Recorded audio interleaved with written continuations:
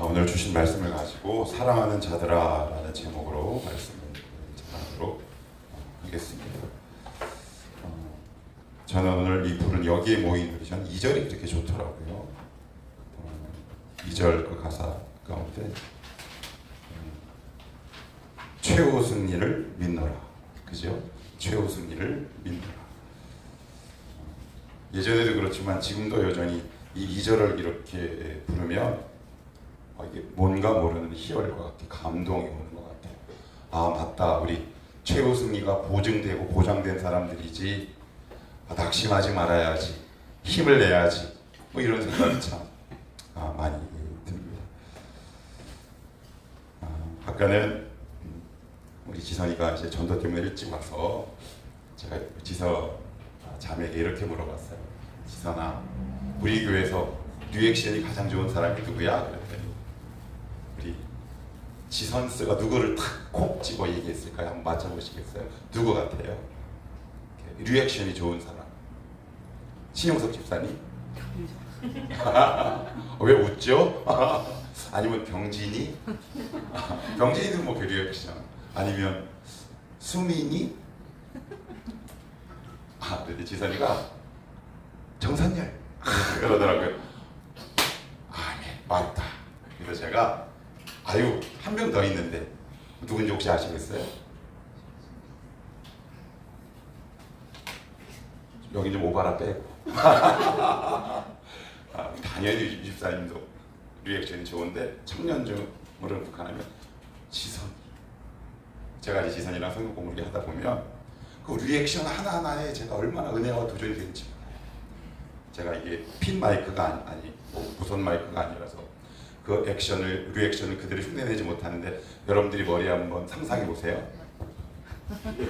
그리고 눈이 크잖아요. 예쁘고 두 눈을 막, 어제도 우리 희수가 꼭 얘기를 했더니 진짜? 이러는데, 그리고 제가 이렇게 성경 공부를 하잖아요. 그러면 뭔가 이렇게 자기 마음에 뭔가 이렇게 맞다 싶으면 그 크고 예쁜 눈이 한 2배로 커져요. 이렇게. 그러면 저는 어떻게 해요? 신날까요? 안 신날까요? 신납니다. 신나요. 제가 말씀을 준비하면서 이런 생각을 한번 해봤어요.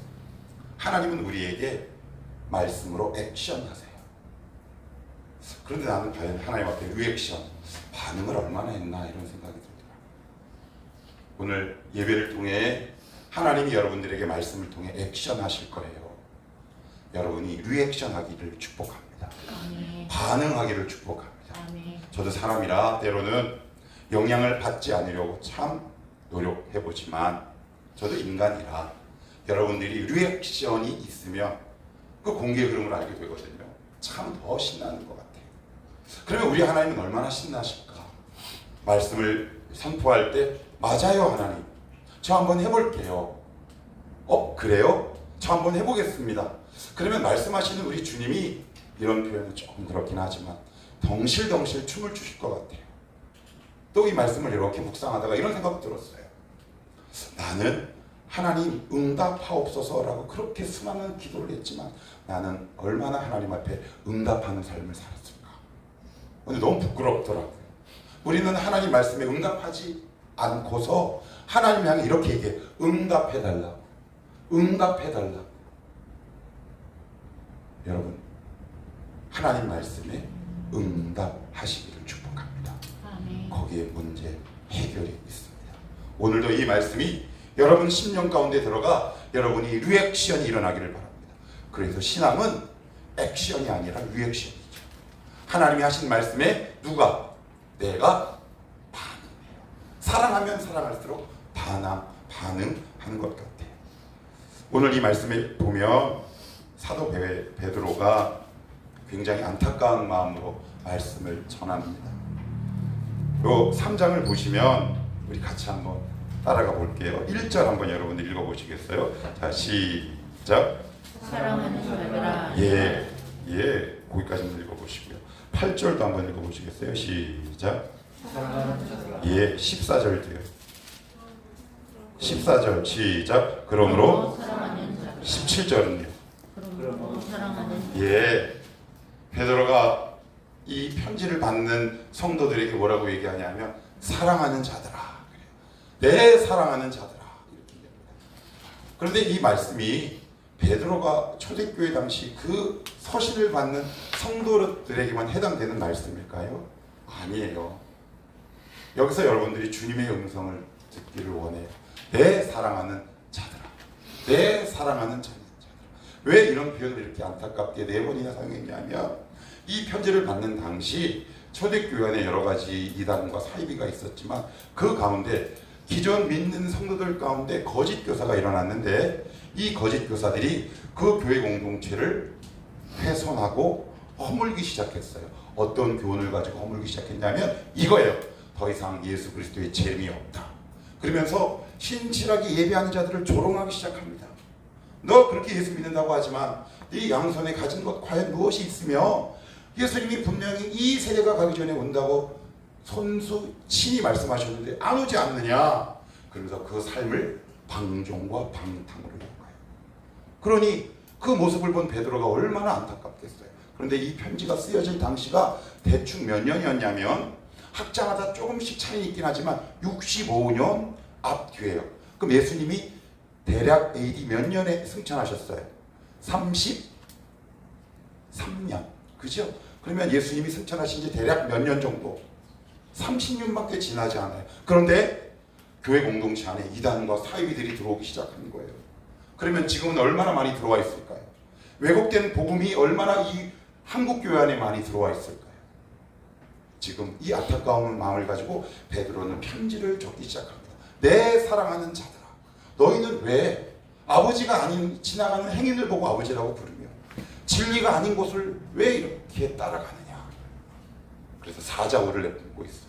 그래서 오늘 개역 개정이나 한글 그리고 영어 번역은 그런 것들이 나타나지 않는데 헬라 원어 원문을 살펴보면 학자들이 이렇게 얘기해요.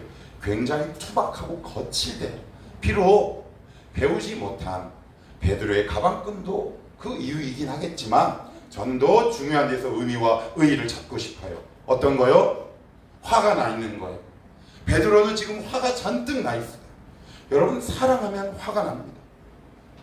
우리 자녀가 잘못되면 화가 납니다. 여러분들이 잘못된 길을 가면 하나님은 여러분들 향해 화를 내십니다. 너 왜 그렇게 하느냐. 그 화를 낸 기록이 구약 아닐까요? 그래서 시드기야가 남유다에서 바빌론으로 잡혀갈 때 어떻게 잡혀갑니까? 두 눈이 빠져요. 그러니까 우리는 그 모습을 보면서 하나님 향해 이렇게 따지죠. 하나님 예수 믿는데 왜 이럴까요?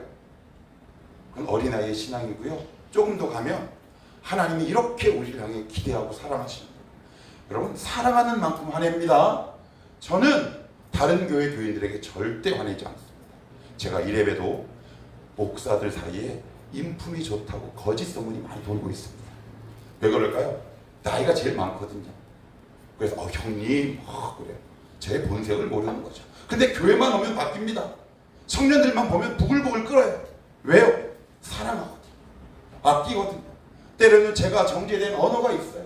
때로는 저의 이 노트에 재미에게 때로는 희수에게 주에게 이런 말을 해야지라고 늘 저의 수첩에 적어놓는데 막상 얼굴을 보고 이야기를 하게 되면 그 적어놓은 대로 이야기를 하지만 때로는 저의 표현이 거칩니다.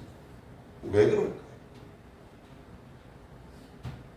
하나님도 역시 마찬가지. 그러면 베드로는 사랑하는 자들에게 과연 무엇을 말하고 싶은 걸까요?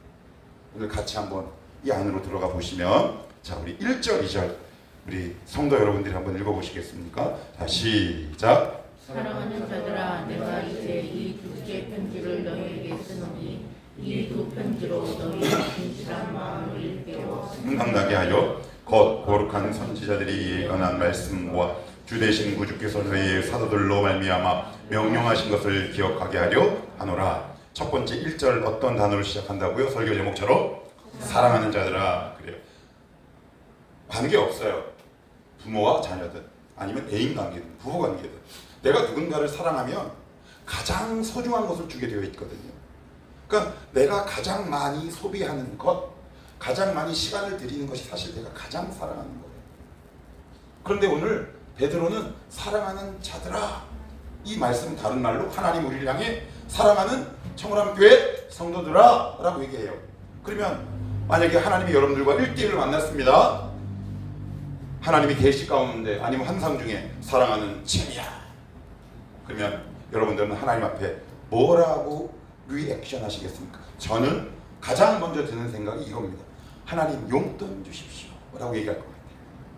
우리는 하나님이 나를 사랑하는 증거를 가장 먼저 확인하는 작업이 뭐냐면 눈에 보이는 물리적인 것으로 하나님의 사랑을 합니다. 그런데 오늘 베드로는 사랑하는 자들아 라고 얘기해 놓고선 뭐라고 얘기하냐면 1절에 생각나게 한다 그래요. 무엇을 생각나게 하느냐? 선지자들이 예언한 말씀이랍니다. 하나님은 사랑하는 자들에게 첫 번째 말씀을 주신다는 사실입니다. 여러분 여기에 대한 감격과 감동이 우리는 별로 없어요. 왜 그럴까요? 왜 그런 것 같으세요?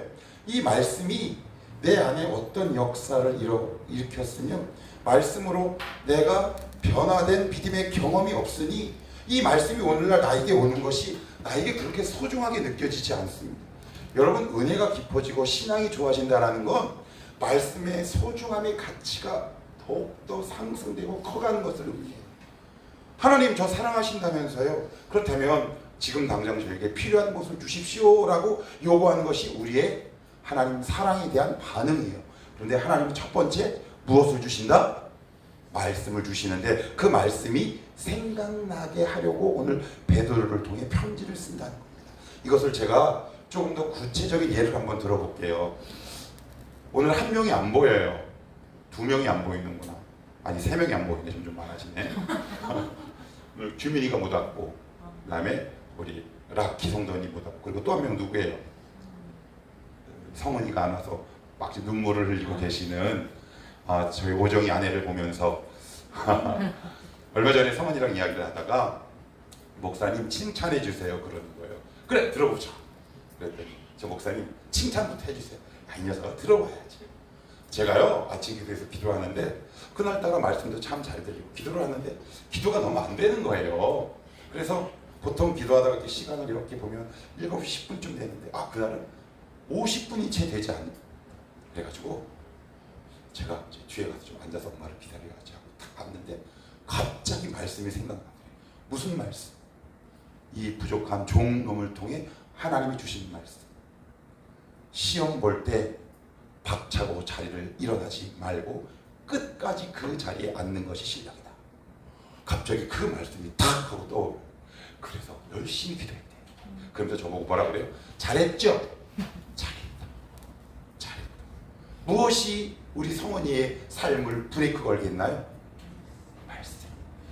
여러분 혹시 근좌에 하나님의 말씀 때문에 브레이크를 탁 걸어본 경험이 있으세요? 아니면 말씀이 생각이 안 나세요? 아니면 여러분의 가치와 생각이 계속 생각납니까? 우리의 삶이 왜 이렇게 자꾸 실패하고 넘어지냐면 가장 중요하고 결정적인 순간에 말씀이 떠오르지 않아요. 그러면 어떻게 해야 될 줄 모르는 거예요. 그러면 어떻게 될까요? 여러분의 경험을 따라갑니다. 그리고 여러분들의 생각을 따라가요. 그 다음 무엇을 따라갈까요? 여러분들의 가치를 따라갑니다. 근데 그것은 기억하셔야 돼요. 항상 최선이 아니라 차선이라는 사실. 우리는 차선을 선택하는데 굉장히 익숙해요. 이 모습을 보며 베드로가 지금 화가 나 있는 거예요. 사랑하는 자들아, 너희는 왜 늘 차선의 삶을 살아가고 있느냐? 나는 너희들이 가장 결정적이고 중요한 순간에 말씀이 떠오르기를 원한다. 이렇게 오늘 말씀하고 있어요. 여러분들 우리의 인생이 제가 누차 얘기하지만 선택과 결정이 끊임없이 이어지는 선이라는 말이에요. 그때 여러분들 말씀이 떠오르십니까? 내가 이렇게 할까? 이렇게 할까? 혹시 말씀이 떠오르세요? 한번 여러분들 지난 삶을 쭉 추억해 보시고 복귀해 보십시오. 나는 과연 가장 귀하고 결정적인 순간에 말씀이 떠올랐는가? 이렇게 얘기했더니 예전에 제자훈련 시간에 한 청년이 이렇게 물었어요. 모태신앙. 목사님 저는 하나님이 말씀 떠오르지 않았는데 크게 뭐 어려움이 없었던데요. 그래서 제가 뭐라고 얘기할게요? 기대하시라 개봉받고 그 대가와 열매를 톡톡히 치르게 될 것이다. 하나님의 말씀이 떠오르지 않는 차선의 삶과 선택과 결정으로 내 삶이 무리 없이 지나갔다면 그것은 복이 아니다 라고 오늘 성경은 이야기하고 있는 겁니다. 말씀이 여러분들의 삶에 브레이크를 역할을 하고 있습니까? 나 이렇게 해야지. 말씀이 이 말씀이 탁 떠오르거나 아니면 저 말씀이 나를 이렇게 제지한다거나 이런 경험들이 있으십니까? 신앙이 뭘까요? 믿음이 뭘까요? 가장 귀하고 결정적인 순간에 무엇이 떠오르는 것이다? 말씀이 떠오르는 것 아닙니까? 베드로는 이 말씀을 전하면서 아마 한이 맺혀 있을 겁니다. 무슨 의미냐? 주님이 베드로와 그 제자들을 향해 이렇게 얘기합니다. 네가 닭을 굴기 전에 나를 3번 부인할 것이다. 누가복음 26장을 찾아봅시다. 22장입니다. 누가복음 22장을 한번 찾아봅시다. 누가복음 22장입니다. 22장 61절 62절입니다. 누가복음 22장 61절 62절 신약성경 136페이지입니다. 자, 같이 한번 읽어봅시다. 시작. 주께서 돌이켜 베드로를 보시니 베드로가 주의 말씀 곧 오늘 닭 굴기 전에 내가 3번 나를 부인하리라 하심이 생각나서 밖에 나가서 심히 통곡하니라. 61절 부인하리라 하심이 뭐해서? 결국 뭐가 생각난 겁니까? 말씀이 생각났어요. 우리네들 이렇게 살아요. 실패를 하고 나서 말씀이 떠올라요. 근데 청년들 잘 들어. 너희들은 너무 시간이 귀하고 아름다운 존재들이야. 실패하고 나서 말씀 떠올리려고 하지 마. 어떤 일을 선택하고 결정하기 전에 말씀이 떠오를 수 있기를 축복해. 하나님, 이거 일을 해야 되는데 제가 어떤 말씀을 주시겠습니까? 제가 그 길을 따라가겠습니다. 어떤 사람은 늘 후회로 점철된 인생을 살아요. 그렇게 했어야 되는데. 그러면 우리의 실패의 원인은 뭐가 없는 것이다? 말씀이 없는 것이다. 청년들, 여러분의 차선의 삶은 이제 중단하시기 바랍니다. 하나님, 제가 이런 결정, 이런 선택, 이런 진로, 이런 취업을 계획하고 있는데 하나님이 원하시는 것은 과연 뭘까요? 이렇게 기도하지 말고, 열어주시옵소서 이렇게 하지 말고, 하나님, 제가 어떤 길을 가길 원하세요? 음성을 들려주십시오. 그러면 하나님은 반드시 말씀하세요. 그러면 베드로와 같은 후회는 우리 삶에서 더 이상 일어나지 않는다. 제가 왜 기도할까요? 왜 주님과 함께 가려고 왜 이렇게 애쓰고 몸부림칠까요? 베드로와 같은 후회를 이미 충분히 해봤기 때문에 그렇습니다. 그래서 오늘도 날마다 내일도 역시 저는 이렇게 기도합니다. 하나님, 주님 저에게 어떻게 말씀하시겠습니까? 그 말씀을 붙들고 1시간이고 2시간이고 씨름하는 거죠. 하나님, 오늘도 주님 말씀만 하옵소서. 주의 종이 듣겠나이다. 그런데 우리는 어떻게 얘기해요? 목표와 꿈과 자기가 원하는 결과를 딱 정해놓고 하나님이 리액션하기를 바래요. 응답하기를 바래요. 그런 일은 안 돼요. 오늘 베드로는 하나님은 우리에게 무엇을 생각나게 하신다? 말씀. 한번 여러분 삶에 적용해 보시겠어요? 나는 떠오르는 말씀이 없어. 너무 이게 안타까운 거예요. 순간순간마다 결정적인 순간에 말씀이 하나도 떠오르는 게 없어. 그러니 삶이 엉망이죠. 엉망. 질서가 다 깨집니다.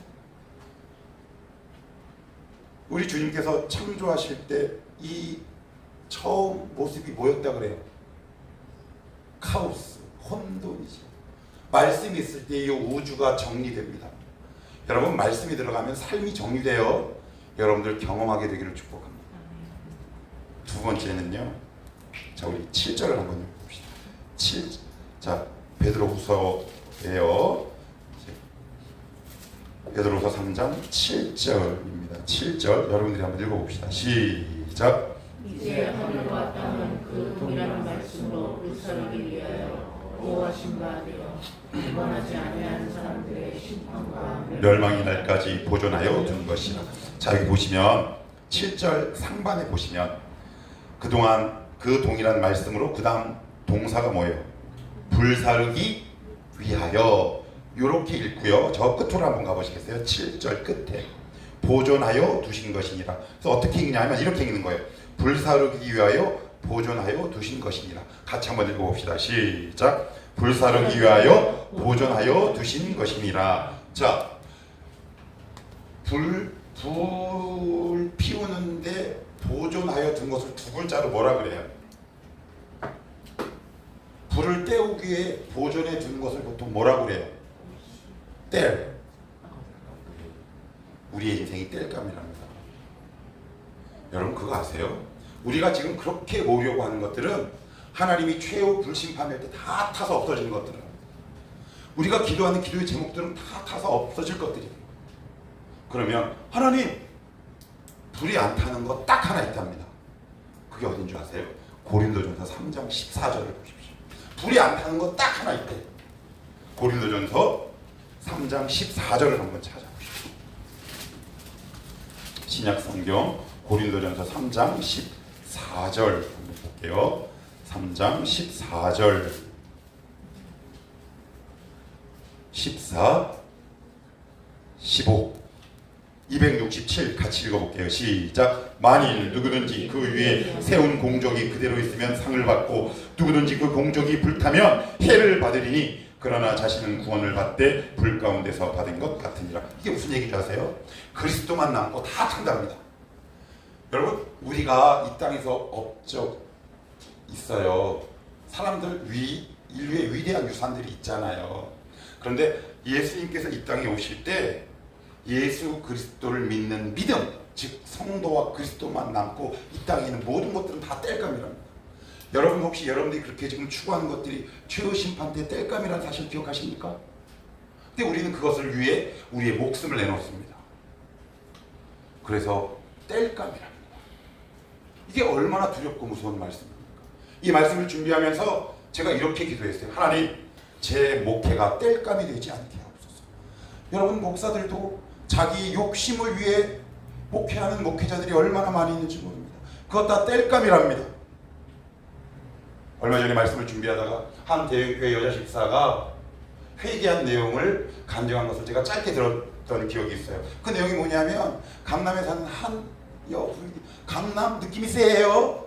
강남과 연결되는 단어 세 글자가 있어요. 세 글자. 부, 동, 산. 어릴 때부터 가난하게 자라서 이 집사님은 부동산에 너무 관심이 많아요. 그래서 어떻게 하느냐? 여러 가지 다양한 방법을 동원해서 투자지만 사실 그것은 투자입니까? 투기입니까? 투기죠. 그래서 재산 증식되기 시작해요. 그러던 어느 날 말씀이 그 안에 탁 들어간 거예요. 내가 너희 모든 것들을 인정하지 않는다 라는 하나님의 말씀이 들어요. 그래서 그 자리에서 회개하면서 간증을 하기 시작합니다. 하나님, 제가 투자했던 이 모든 것들을 집 없는 가난한 사람들에게 다 돌리겠습니다. 제가 이런 간증을 들은 적들이 있어요. 하나님의 말씀이 들어오지 않으면 여러분 인간은 눈에 보이는 태울 것들을 집착하는 고유한 특징과 우상 숭배가 있다는 사실을 여러분들 기억하셔야 돼요. 여러분 믿음이 들어가면, 은혜가 들어가면 보이지 않는 것들을 사모하게 됩니다. 예를 들어 끊임없이 베풀고 나누는 거죠. 한번 생각해 봅시다. 지금 내가 갖고 있는 것 가운데 하나둘 하나님이 싫어하는 것들을 불에 태우는 거죠. 그러면 저는 가벼워져요? 무거워져요? 그래요. 근데 우리의 삶이 너무 무겁잖아요. 왜 무거워요? 성령 하나님의 불에 의해 나의 죄악이 태워지지 않는 거죠. 지금 성령 하나님의 불로 여러분들의 죄악을 태워나가십시오. 그래야 자유하고 기쁨이 오기 시작해요. 왜 우리는 자꾸 삶이 왜 이렇게 무거워요? 왜 이렇게 자꾸 점점 무거워집니다. 그래서 날 수 없어요. 왜요? 눈에 태울 것을 나는 꽉 쥐고 있기 때문에. 베드로가 뭐라고 얘기합니까? 아니다. 예수님 반드시 온다. 자, 그러면 예수님이 우리가 살아생전에 안 온다고 우리 한번 가정을 해봅시다. 그러면 우리에게 뭐가 남아있나요? 죽음이라는 또 다른 개인적 종말이 남아있잖아요. 그러니까 여기 청년들도 그렇고 나이가 많은 사람들도 성도들도 가장 싫어하는 말이 뭐예요? 죽다라는 말입니다. 이 말이 우리는 너무 싫습니다. 근데 저는 요즘에 이런 생각도 해요. 아, 빨리 가도 괜찮겠다. 빨리 가도 괜찮겠다. 이런 생각 들어요. 마라나타 아멘 주 예수여 오시옵소서. 점점 가벼워집니다. 제가 예수 그리스도를 알고 점점 알아가니까 내 삶이 점점 가벼워집니다. 성령 하나님의 불로 여러분들의 죄악을 태우시고 마지막 날의 불심판에 불로 태워질 것들을 지금을 하나하나 정리해가는 삶을 살아가십시오. 그것이 지혜로운 삶이다라고 성경은 말씀하고 있어요. 마지막으로 베드로는 한 가지를 더 얘기하는데 8절 말씀을 한번 읽어봅시다. 8절 말씀입니다. 자, 베드로후서 3장 8절입니다. 시작. 사랑하는 자들아, 주께는 하루가 천년 같고 천년이 하루 같다는 이 두 가지를 잊지 말라. 이게 무슨 말일까요? 여러분 이 개념을 이해하실 수 있겠어요? 우리는 하루가 하루죠. 그런데 주님은 하루가 천년, 천년이 하루. 이게 무슨 말일까요? 제가 이걸 이렇게 한번 얘기해 볼게요. 제가 요즘 너튜브 동영상 가운데 제가 구독을 하고 있는 프로그램이 뭐냐면 천체와 우주에 관한 거예요. 그걸 이렇게 보다 보면 하나님의 광대하심을 느껴요. 이 우주에 은하계, 그러니까 우리가 보통 은하계라고 부를 수 있는 것들이 46경이 넘게 있대요. 크기를 가늠할 수 있겠습니까? 그런데 최근에 2019년에 유럽, 미국, 일본의 물리학자들이 그 당시 최첨단 천체 망원경을 가지고 우주를 촬영합니다. 그러면서 뭘 촬영했냐면 인류 역사상 처음으로 블랙홀을 촬영했어요. 근데 원래 블랙홀은 촬영할 수 없어요. 눈에 잘 안 보이거든요. 근데 어떻게 촬영이 가능하냐? 빛이 블랙홀로 빨려 들어가는 거. 그러니까 빛이 눈에 보이잖아요. 그것을 보고 저거 블랙홀이다. 그래서 인류 최초로 블랙홀 사진을 탁 찍은 걸 보는데 이게 경이롭다라는 표현으로 불가능해요. 그래서 제가 좀 사전을 찾아봤더니 블랙홀의 특징 가운데 하나가 뭐가 있냐면 블랙홀은 시간이고 빛이고 다 빨아들이는데 그 블랙홀을 지나고 나면 블랙홀 끝에 뭐가 있냐면 사건의 지평선이라는 게 있어요. 그게 뭐냐? 그거를 넘으면 다른 시간과 차원으로 간대요. 와, 놀랍죠? 하나님은 시간의 제약을 받지 않으세요. 시간을 창조하신 분이 시간의 제약 가운데 있겠습니까? 우리는 시간의 제약과 쫓기죠. 왜 이렇게 자꾸 쫓기고 제약에 얽매여 살아요? 그 답을 오늘 8절이 주고 있는 겁니다.